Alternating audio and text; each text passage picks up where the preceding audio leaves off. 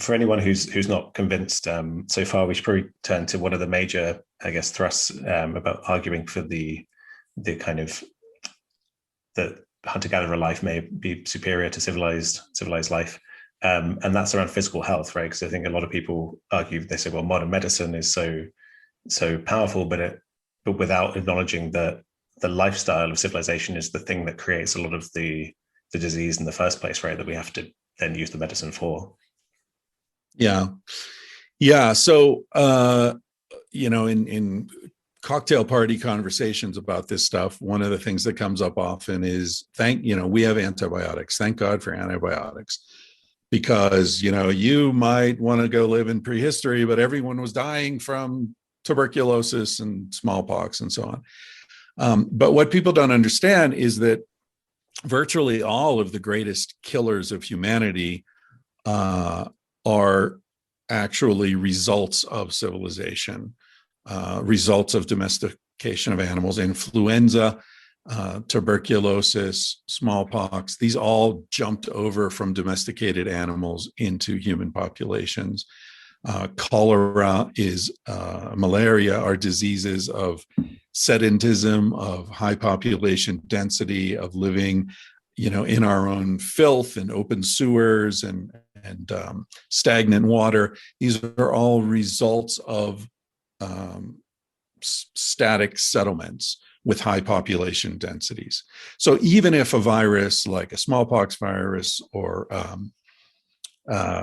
tuberculosis entered a hunter-gatherer society 20, 30, 40,000 years ago, populations were so spread out that it wouldn't have had the ability to spread through the human population. You need higher population density for that. And this is probably a good time to point out, because I'm sure some people are thinking, wait a minute, smallpox wiped out a lot of Native American people and they weren't living in, European cities. When we talk about hunter-gatherers and we talk about agricultural people, I'm not talking about, brown people versus white people, right? There are plenty of white people who were living as hunter-gatherers. There are plenty of brown people who are living in major urban centers in agricultural, hierarchical, political systems like the Aztecs, the Maya, the Inca, the Iroquois to some extent were agricultural or at least horticultural. So, this isn't like a simple colonializer versus colonialized dichotomy. These are social systems that have arisen. Agriculture has arisen at least 5 times in different parts of the world independently, among all different kinds of racial backgrounds. So it's not this isn't an anti-white anti-European discussion. This is about ways of social organization that happened spontaneously given the right sort of cascading conditions in various parts of the world. Right. And then I guess the other kind of health issues, right? Things like dentistry, where without the kind of modern kind of cereal-based diets, it seems that early hunter-gatherers had very good dental health, right? And obviously things like diabetes and all these other heart problems, these things didn't exist in the same way they do now. Yeah, Weston Price is a really interesting researcher on the dental question. I think was this in 1940s or 50s, he went around the world looking at dental health of people all over, and he found that the Western diet was directly responsible for just a huge collapse in people's dental health. And and the same can be said for diabetes, heart disease. So many of the ailments of the modern world, almost all types of cancer are non-existent in skeletal remains of pre-agricultural people. Even just very sort of simple skeletal evidence shows that in the same regions where you have skeletal remains before the advent of agriculture in that region and directly after the advent of agriculture in that region, You see even something like physical stature decreases dramatically. I think in modern day Turkey, there's some skeletal remains there from a few hundred years before agriculture. The average man was about 5'9", I believe, and the average woman about 5'5". And then 1,000 years later, when agriculture had been established, the average man was about 5'6", and the average woman was about 5 feet. So they just shrank. And then you can also look at the long bones, the femur, and you can see, I think they're called Harris lines, if I remember correctly. And what happens is that when a child is growing, if they don't get enough food, they stop growing. And then they get food again. And this happens especially in agricultural societies where it's a harvest, an annual harvest. If the harvest fails, people don't eat enough until the next harvest. Then they start growing again, and it leaves a line of particularly dense bone growth where there was a famine. And so you see evidence of frequent famines post-agriculture. Before agriculture, no famine. Same thing with, you can look at the teeth, and there are evidence in the teeth that shows nutritional deficiencies in agricultural societies and not in pre-agricultural societies. So, I mean, all the evidence conspires to a very obvious point, which, you know, as you were saying earlier, you don't see animals walking around wondering where the food is in the natural world, right? We are an animal. We had a particular niche. And as we expanded into the world, we filled different niches and we learned how to live in different environments. And we were very good at that. But then something switched where we started controlling the environment. And maybe this is the Old Testament story of the fall of grace, right? The expulsion from Eden. We talked about Göbekli Tepe and the sort of end of a seemingly paradisical existence.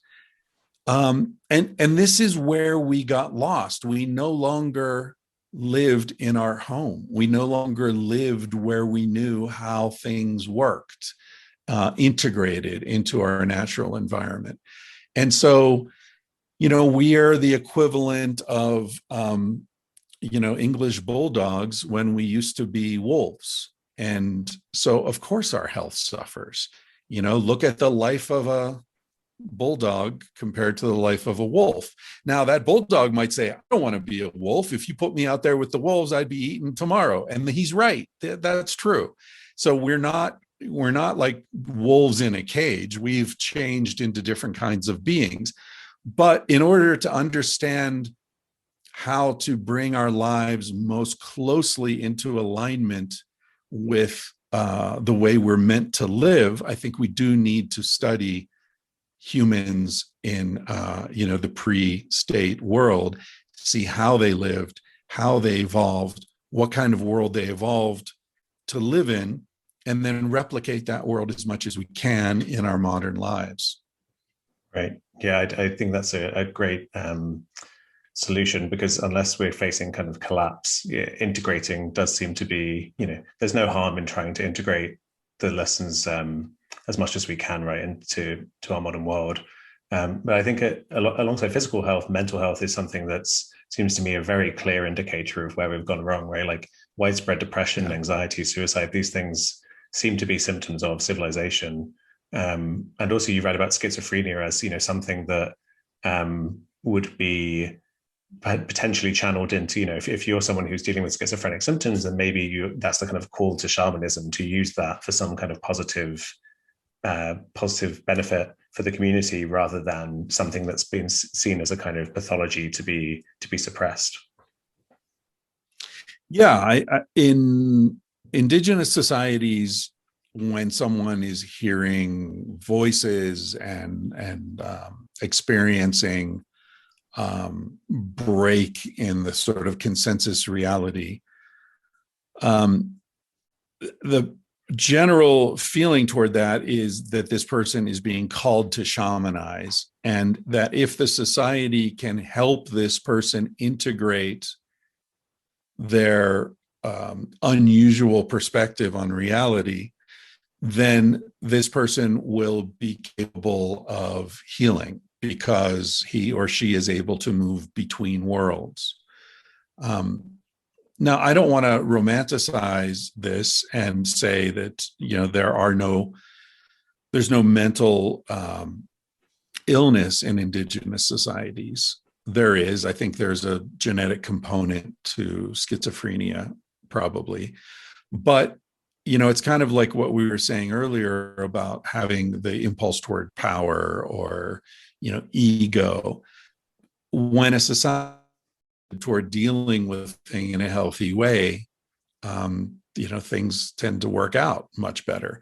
When a society just wants to, pump you full of drugs and institutionalize you or, marginalize you, things don't work out well. So one of the things that I looked at in Civilized to Death was outcomes in treatment of schizophrenia in the Western world versus poor countries in Africa and India. I think now I don't remember if I included this in the book or if this was a podcast, but I interviewed a woman who teaches at Stanford who did a study of people hearing voices and how the local society sort of frames that experience, right? So in the United States, where we're very afraid of this is considered a sign of insanity. You're schizophrenic, you're going to be institutionalized, drugged at best. The voices tend to say things like, you're a horrible person, you're ugly, nobody likes you. It's very, very dark, right? Whereas in India, one of the places that she studied, the voices say things like, today would be a good day to clean your house, or, you should do the laundry today. And in Senegal, I think was the other place where she talked to people about the voices.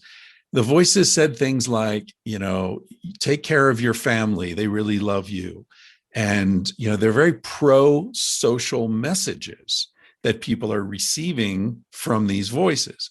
Now, in my opinion, I think we all hear voices all the time. Some of us freak out and are afraid of, auditory hallucinations, and other people consider them to be a sign of incipient mental illness and start to, have serious problems from that.